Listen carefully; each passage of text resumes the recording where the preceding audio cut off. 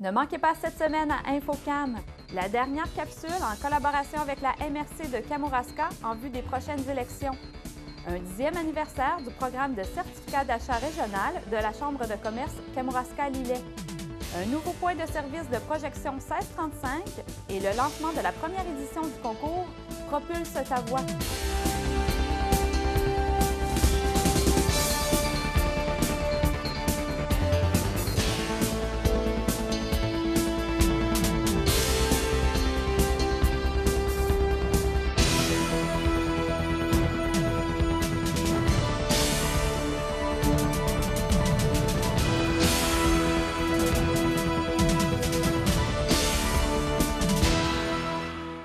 Bienvenue à votre bulletin local et régional InfoCam. Cette semaine, nous vous présentons la dernière capsule en collaboration avec la MRC de Kamouraska en vue des prochaines élections. Cette semaine, le thème porte sur le rôle d'un conseiller.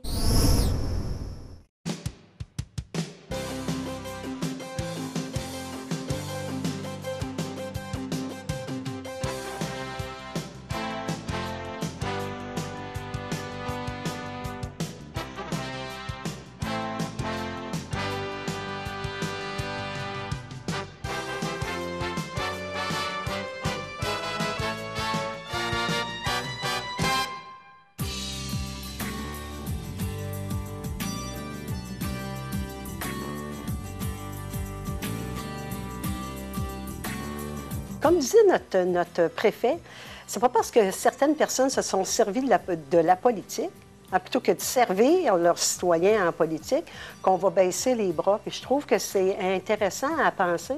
Dans mon cas, quand je me suis présenté pour la première fois, il y a une douzaine d'années, j'avais 2 ou 3 dossiers qui m'agaçaient, entre guillemets, puis je me suis dit pourquoi ça fait que je ne m'impliquerais pas pour essayer de les faire avancer.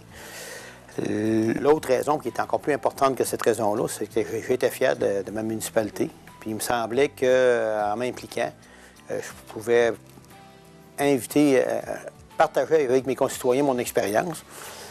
Et c'est pour ça que je me suis impliqué. Ce qui m'a moins intéressé, c'est tout le développement de la communauté. La proximité de ce gouvernement-là, qui est si près de la population. Je me disais que s'il y avait un endroit où on pouvait agir, en tout cas je l'espérais beaucoup, bien, c'était au palier municipal. À partir du moment où tu as le goût de t'impliquer dans ta communauté, tu as le goût de servir. Ça, je pense que c'est le mot important. C'est pas dans le goût d'aller se servir. Si tu as le goût de servir tes concitoyens, tu es fier de ta municipalité, je pense que non seulement c'est un devoir de penser à s'impliquer, mais dans les années à venir, c'est quasiment comme une nécessité. Pour une raison bien simple. On est parti sur une ère de gestion.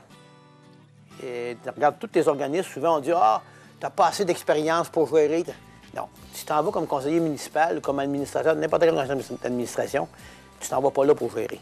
Toi, tu t'en vas là pour donner les orientations. Tu t'en vas là pour expliquer les choses.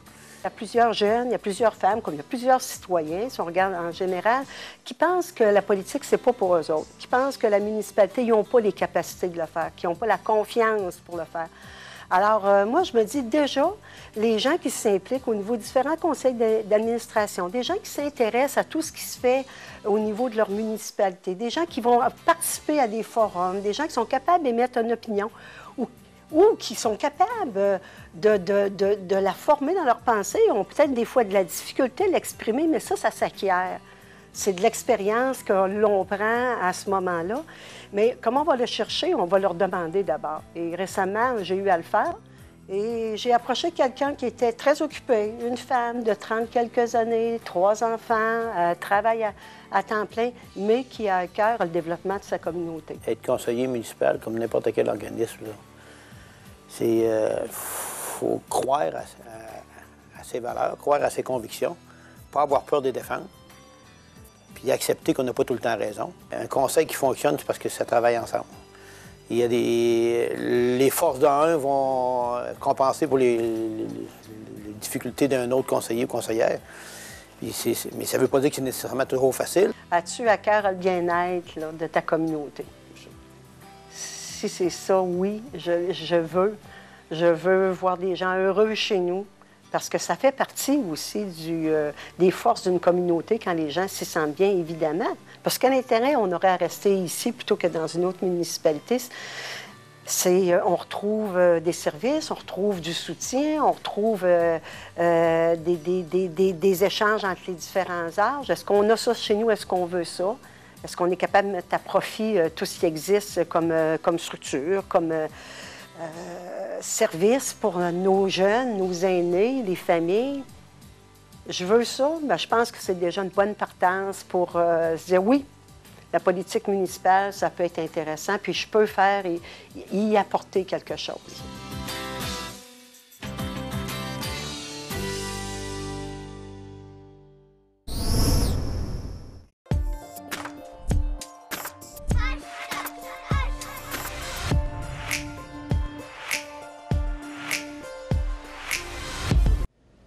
Je suis gay. Je suis lesbienne. Bisexuel. J'étudie en technique policière. Je suis maman à temps plein. Infirmier auprès des personnes âgées. Je suis chanteuse d'opéra. Je suis camionneur. Je viens de Saint-Pétersbourg. Moi, de Drummondville. Je viens de la Beauce. Région de Québec. Cameroun. Montréal. Moi, j'aimerais bien me marier, avoir des enfants. Fraîchement marié. J'ai un chum depuis 11 ans. C'est mon chum Martin. J'ai fait mon coming out à l'âge de 19 ans. 28 ans. 34 ans seulement. La première personne à qui j'en ai parlé, c'était mon meilleur ami. C'est ma mère qui m'a fait réaliser que je suis lesbienne. Moi, pour annoncer à mes parents que j'étais gay, j'ai écrit une lettre de 4 pages. Mon frère me parle plus. Je leur ai expliqué que j'étais gay, que j'étais pas différent de mon frère et de ma sœur, que j'étais juste homosexuel. On est ici pour répondre à vos questions. Toutes vos questions. Le GRI, c'est ça. Des bénévoles qui rencontrent des jeunes dans les écoles pour leur parler d'homosexualité et de bisexualité. Parce que plus on en parle, moins on laisse de place à l'homophobie.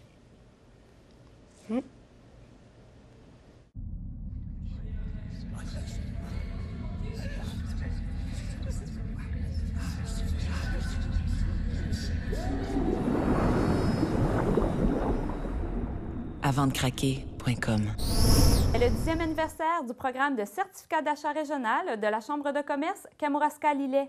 Nous avons rencontré le président Frédéric Ly qui fait un retour sur leur programme et nous présente la toute nouvelle image du certificat d'achat. À prime abord, c'est une mesure pour essayer de garder les achats locaux ici dans nos deux MRC, c'est-à-dire Kamouraska et Lillet. Le programme, c'est que les entreprises, les commerçants ou les organisations peuvent acheter des certificats auprès de la Chambre de commerce et peuvent les redistribuer soit à leurs employés, leurs clients, les autres partenaires qu'ils ont. Ces partenaires-là, une fois qu'ils ont reçu leur cadeau, peuvent les échanger dans 220 commerces et industries de la région pour des produits et des services en tant que tels. Vous fêtez votre 10e anniversaire après 10 ans. Où en êtes-vous? Le 10e anniversaire du certificat d'achat régional en ce moment. Bien, depuis 10 ans, il y a 4600 certificats qui ont été émis pour des valeurs totales de 110 000 $. Et juste en 2012, on en a eu pour 12 000 $ qui ont été transigés dans les commerces de la région. Et le tout nouveau concept de certificat d'achat, est-ce que vous pouvez nous en parler un peu plus? Bien, le concept, c'est une valeur fiable qu'on n'a pas voulu changer le mode de fonctionnement. Sauf qu'on lui a donné un nouveau design, puis on va essayer de le promouvoir encore plus au niveau du coin pour vraiment stimuler l'achat régional et empêcher les fuites d'argent vers les autres grands centres. On veut que notre coin puisse bénéficier de tout ça.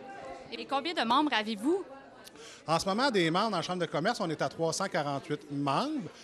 On essaie toujours d'augmenter ça un petit peu. C'est sûr qu'au niveau des business, ça va, ça vient. Il y en a qui augmentent, il y en a qui partent. Il y en a qui arrivent, des nouvelles qui se créent. Donc, on a une belle petite rotation et plein de beaux membres avec nous. Le 7 octobre dernier, la division énergie de groupe coopératif Dinaco a procédé à sa nouvelle place d'affaires à la Pocatière. La station Sonicart est la première à être ouverte à une clientèle autre que les camionneurs. Nous avons rencontré Jean-Yves Lavoie, directeur général. Monsieur Lavoie, comment fonctionne la station Sonicart? En fait, la station Sonicart, c'est une station assez unique au Québec. C'est la première où on offre à nos agriculteurs, nos clients, monsieur, madame, tout le monde, de pouvoir profiter de l'effet de volume de Dinaco pour pouvoir s'approvisionner en essence. Ça fonctionne, c'est carrément un libre-service totalement, où les gens vont obtenir leur carte avec un petit contrat avec Dinaco. Et après qu'ils aient obtenu leur carte, ils peuvent venir à toute heure de la journée mettre l'essence dans leurs automobiles ici à la station. Et est-ce qu'on voit le prix à la pompe? En fait, la pompe n'indique pas le prix. Un système de cartes comme le Sonicart qu'on a ici, c'est prévu pour approvisionner des entreprises, du commercial, où le prix est déjà fait aux clients commerciaux et leur camion vient ici, puis ils ne font que prendre de l'essence et la facture va arriver au propriétaire. Alors nous, qu'est-ce qu'on a décidé d'offrir à nos clients? C'est que Dinaco est le client commercial Et quand Dinaco va recevoir sa facture, il peut identifier qui de tous ses clients ont pris de l'essence et on va refacturer nos clients. Alors, dans ce concept-là, il n'y a pas de prix affiché. Ce n'est pas permis par la loi d'afficher de prix non plus. Et ça ne s'adresse pas juste aux camionneurs, c'est vraiment à tout le monde. Et c'est l'effet un peu unique de cette station ici à la Pocatière, à Sainte-Anne. Le Sonicat de Dinaco, ça offre cette opportunité-là à tout le monde. Donc, les gens peuvent venir 24 heures avec leur carte, prendre de l'essence. Et nous, Dinaco, on a une structure de prix qui va faire en sorte qu'on va être très compétitif. Et où on peut se procurer la Sonicart? La Sonicart, c'est en appelant au bureau, Mme Iris Flibot, 856-3807. On remplit un petit formulaire, un petit contrat, où les gens s'engagent à nous donner un petit peu de référence de leur crédit et où on s'engage, nous, à les facturer un mois plus tard. Et est-ce qu'il va y avoir d'autres stations Sonicart dans la région ou présentement, on va rester juste avec une seule station qui est présentement à la Pocatière? Effectivement, on pense de faire un modèle avec celui-ci parce que pour justifier les investissements qu'il y a ici, ça prend quand même quelques millions de litres. Donc, avec le réseau de Sonic provincial, les camionneurs déjà membres de la Sonicart ailleurs dans la province vont passer ici. Donc, ça fait un volume de base. Le reste du volume va être développé avec la clientèle de Dinaco. Alors, pour justifier ce genre d'investissement, ça prend quand même plusieurs millions de litres. On va en faire un pour commencer. Avec la collaboration des chasseurs, pêcheurs et trappeurs, la Fondation de la faune du Québec soutient financièrement à chaque année des centaines de projets de conservation et de mise en valeur d'habitats fauniques et autant de projets favorisant la relève. Aidez-nous à continuer notre action. La faune du Québec a plus que jamais besoin de vous.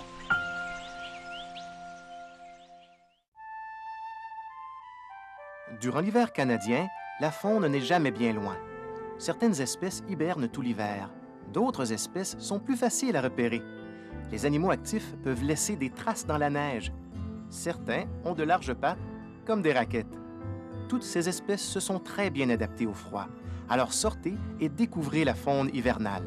Et ce n'est qu'un début. Pour en savoir davantage sur la faune hivernale, allez à ffdp.ca.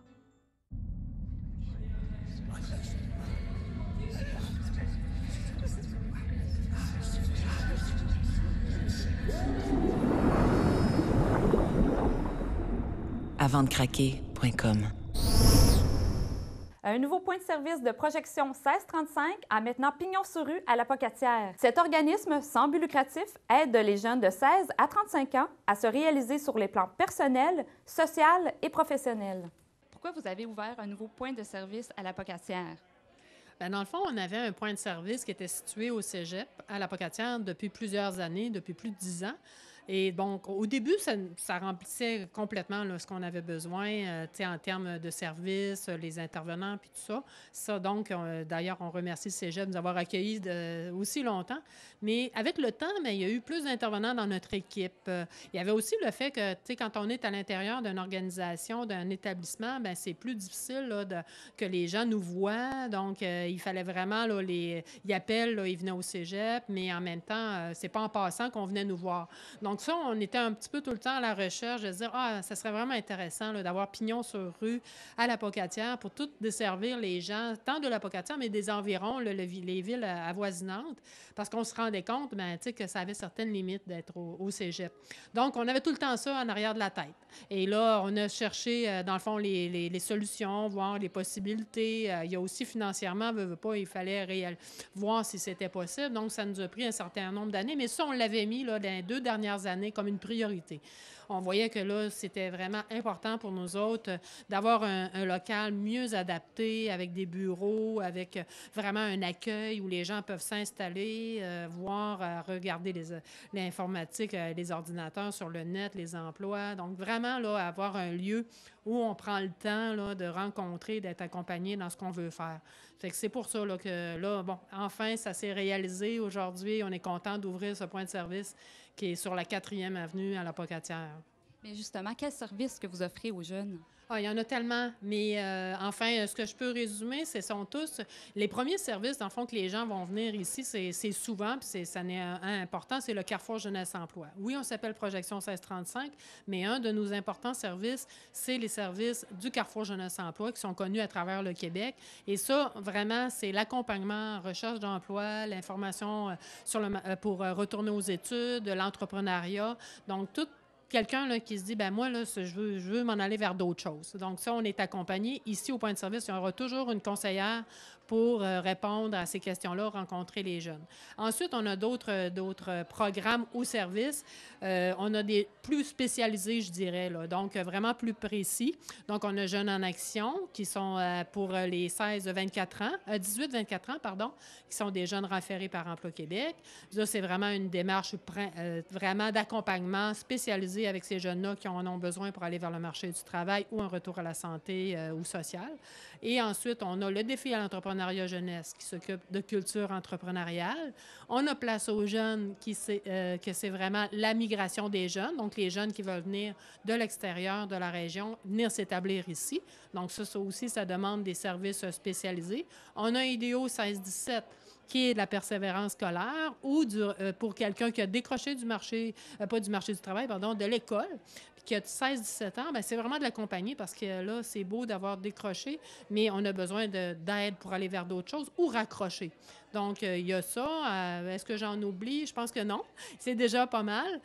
Et ensuite, bien, on a on a des projets ponctuels. J'en oublie un qui est tremplin. Bon, là, il est là pour 2 ans. On espère continuer. C'est un projet pour aider les jeunes qui désirent faire un retour à l'éducation des adultes pour continuer leur formation, mais qui, en même temps, des fois, c'est difficile de retourner sur les bancs d'école à temps plein. Donc, c'est un petit passage de 6 semaines où les jeunes, vraiment, font un mélange d'académique à l'éducation des adultes et ils font des ateliers avec nous pour réapprendre c'est quoi, pourquoi je vais à l'école, comment je m'y prends, comment je travaille. Donc, ça, c'est un projet de 6 semaines, différentes cohortes, différents groupes, là, dans le fond, vont le faire pendant 2 ans. Et on espère le voir continuer ce projet-là en espérant que ça ait donné des résultats, que les jeunes continuent d'aller à l'école ensuite. Fait que c'est tout ça, ces projets-là là, qu'on fait tant à Saint-Pascal, à nos bureaux principaux, qu'ici à l'Apocatière. Mais le fait d'avoir ouvert ce point de service-là à l'Apocatière, ce qu'on espère, c'est d'aller un peu plus de l'avant encore avec ça, de rencontrer plus de jeunes, que les jeunes viennent s'asseoir avec nous, qu'on regarde leurs projets. Ça peut être aussi, on est là pour répondre à des besoins. Tu sais, un jeune qui veut monter quelque chose, qui a une bonne idée, qui voudrait avoir un coup de main, savoir comment s'y prendre, quel financement il peut avoir. Donc, tout ça, là, c'est ça. C'est ça notre mission, c'est d'aider les jeunes. Le lancement de la première édition du concours Propulse ta voix est maintenant lancé. Nous avons rencontré Mathieu Rivet, directeur du camp musical de Saint-Alexandre, où cet événement majeur va se dérouler. Écoutez, c'est un nouvel événement qui va se tenir ici au Kamouraska. On est vraiment content de ça. Le camp musical est partenaire avec Trois Pistoles en chanson. Éric Côté produit les événements de Trois Pistoles en chanson et a eu un éclair de génie d'organiser un nouveau concours qui se tiendrait au camp musical Saint-Alexandre tout le mois de novembre, 3 week-ends de novembre, qui va permettre à une centaine de chanteurs de venir se produire devant 4 juges qui sont tous issus de Star Academy, au fait, des participants de Star Academy. Et puis, ils vont pouvoir chanter à l'aveugle, donc vraiment pour obtenir la meilleure voix. Donc, des 100, il va en rester 40 qui vont passer le week-end suivant au camp musical Saint-Alexandre. Et ensuite de ça, il en restera 20 qui se produiront en demi-finale et en finale pour finalement avoir un seul gagnant. Les juges issus de Star Academy, je ne suis pas toujours bon dans les noms, mais entre autres Meggy, Maxime Proulx, il y a Vanessa Duchel et aussi un autre garçon qui sont tous des gens qui ont participé dans les dernières éditions de Star Academy. Donc, c'est une fierté aussi pour nous autres, le camp, de recevoir ces gens-là qui sont connus du public. Je pense que c'est ça qui est important de comprendre qu'il y a 2 volets. Il y a un volet pour des participants qui vont chanter devant ces juges-là, mais ça va donner un spectacle aussi incroyable. Imaginez-vous comme la voix, au fait qu'on a tous probablement écouté un petit peu. C'est assez impressionnant de voir comment ça va se passer. Les gens qui vont être un peu énervés de venir chanter, qui vont chanter, que là, le juge se retourne. Au fait, on les appelle les profs. parce qu'il y a aussi un volet de formation qui va être offert aux gens qui vont participer. Mais pour le public, je pense que ça va donner 8 spectacles qui vont être assez impressionnants. Puis d'abord, de venir voir le camp musical, hein, de venir prendre connaissance des rénovations qui a eu lieu là et de la merveilleuse salle du Haut-Pays. Je pense que déjà ça va valoir le 10 $ que va coûter le billet pour assister au spectacle. Et qui va choisir le gagnant?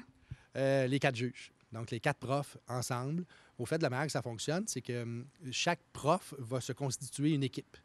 Donc, les 100 participants, après le premier week-end, chaque prof va avoir 10 personnes qui vont avoir choisi à l'aveugle. Donc, les gens vont être... On ne les verra pas leur visage, on ne verra pas la prestation sur scène. C'est les profs qui vont décider, comme à la voix, de se tourner et dire « Toi, tu vas faire partie de mon équipe ». Donc, après le premier week-end, il en reste 10. Un prof qui va avoir chacun 10 personnes dans son équipe. Et ensuite de ça circule comme ça jusqu'à la fin pour éliminer, si on veut. C'est vraiment les juges qui participent à ça avec un système de pointage. Puis c'est tout bien organisé pour être certain là, d'avoir un gagnant qui va d'ailleurs se mériter 1 000 $ de la Caisse des Champs et des Bois qui a accepté de donner une bourse comme ça pour le gagnant. Et aussi le camp musical qui va offrir une session de studio d'une valeur de 1 000 $ avec Éric Côté là, pour enregistrer 2 pièces là, des participants. Et où on peut s'inscrire ou si on veut avoir d'autres informations, est-ce qu'il y a un site Internet? Au fait, on peut aller sur canalartiste.com. Puis ça, je tiens à le souligner aussi. Canal Artiste, c'est un peu comme un Facebook, un MyCam. Il y a plein de trucs rassemblés ensemble pour des jeunes artistes, mais aussi des adultes qui veulent montrer un peu qu'est-ce qu'ils font. Et c'est le portail qui sert à l'inscription des gens qui veulent s'inscrire. On a jusqu'au 27 octobre pour le faire. Donc, je pense que quelqu'un qui entend ça là, aujourd'hui doit se dire « Hey, je veux participer ». Ça coûte 50 $ pour s'inscrire. On envoie un démo sur YouTube ou sur un élément vidéo et audio. Puis la sélection sera faite par une équipe le 30 octobre prochain pour avoir la chance d'avoir 100 personnes là, qui vont participer à l'événement.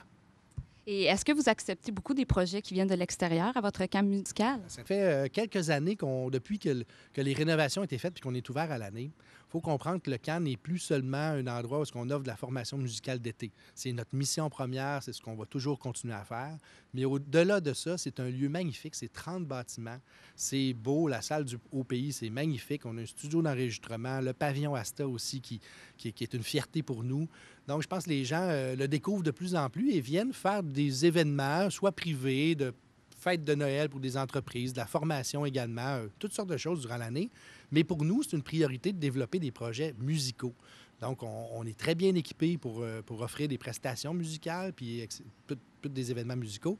Donc, de plus en plus, des projets comme ça. On a réalisé un camp de musique traditionnelle l'été dernier qui était un peu sur la même formule. C'était des gens qui voulaient faire ça et qui ont choisi le camp musical pour les services d'hébergement, de repas, etc., qu'on peut offrir chez nous. Puis c'est un peu la même chose avec Éric Côté. Ça fait plusieurs années qu'il voit le camp aller puis qu'il se disait bon, ça pourrait être intéressant de faire un projet ensemble et d'offrir les lieux et de louer l'espace. Je pense que c'est une façon gagnante parce qu'on est très occupés, au fait. Hein? Le camp a évolué beaucoup. On a beaucoup de travail. Là, les gens qui y travaillent à temps plein, on est 3 maintenant. Et de rajouter des volets de développement, ça vient un petit peu essoufflant, je dirais. Donc, d'avoir des partenaires comme ça qui viennent produire leur événement chez nous, c'est la situation idéale là, pour les futures années du camp musical.